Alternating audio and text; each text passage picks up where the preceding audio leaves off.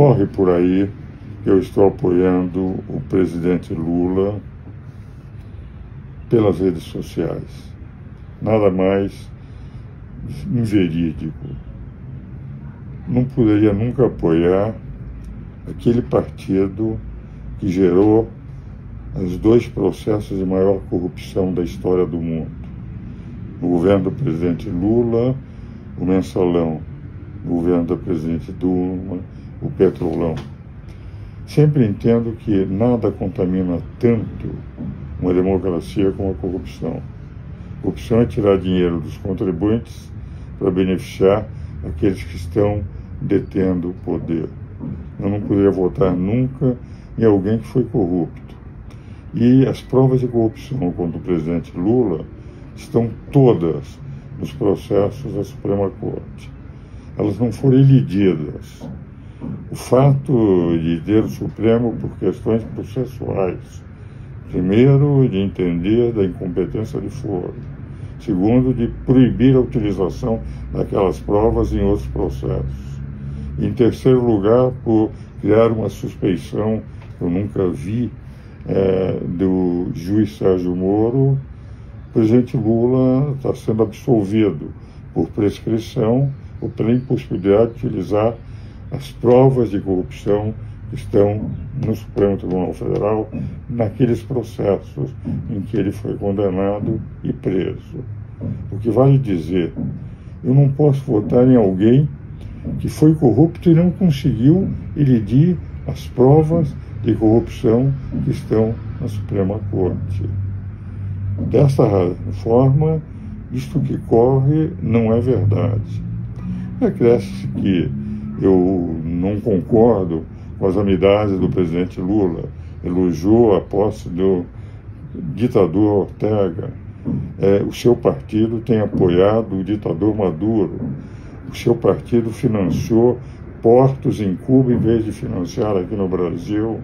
O seu partido perdeu dinheiro no momento que fez uma usina de petróleo com o Maduro e que o Maduro terminou não pagando. O que vai dizer? As amizades deles, todas de ditadores, não são boas. E, por fim, algumas das teses que tem apresentado me preocupam.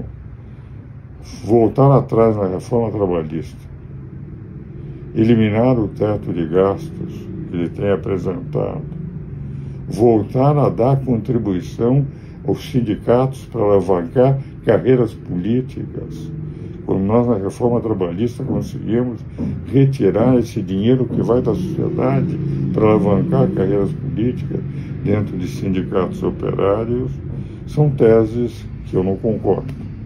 Então, por não ter conseguido o presidente Lula elidir as provas de corrupção, por defender teses que, do ponto de vista de progresso do país, seria um retrocesso, eliminação do teto de gastos, voltar à reforma trabalhista, financiar novamente os sindicatos e continuar com amizades com Maduro, com o governo ditatorial de Cuba, com Ortega, faz com que eu quero deixar muito claro, nunca votarei no ex-presidente Lula.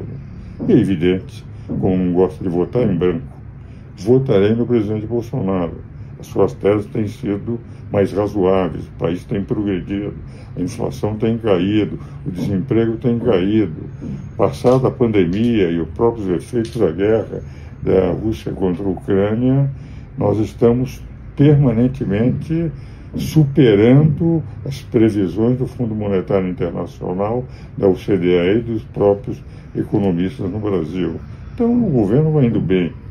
É evidente que teria que ser melhorado no próximo mandato, mas eu estou convencido que nós estamos no bom caminho e as teses que ele tem defendido são inclusive teses em que a mim também me agradam mais.